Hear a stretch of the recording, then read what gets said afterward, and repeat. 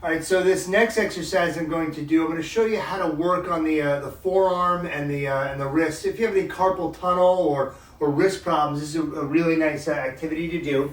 I'm going to start with showing you how to use the intracell stick to massage the wrist, and then we're going to show you by hand and then some other things too. So I'm going to take the intracell stick, I'm going to place it right in the fold where my hip and torso bend, just to hold it here. I'm then going to do the inside of the forearm. I can roll the forearm here, or I can roll the back of the forearm here, or I can hold the forearm still and roll the stick. And I'm going to find this, oh, there's a painful spot. I'm going to work that painful spot, 20 painful passes, and then go all the way around. It's a nice way to work. You can also work the upper arm. The longer intracell stick is easier than this one, but this works really well for the arm and for the wrist. Any elbow problems here, I like this. The second way that we can work our own forearm, our own wrist, is we can do it by hand. And I'm going to take my my thumb, and I'll find one of those trigger spots. And we might have shown you where the trigger point is in the office.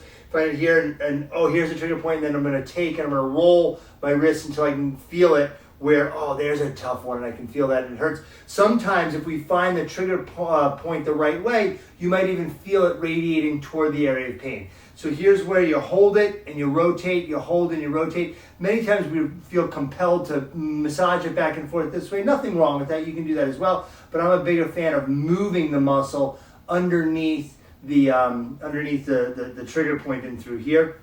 We can also use the intracell to work on the neck, like this here.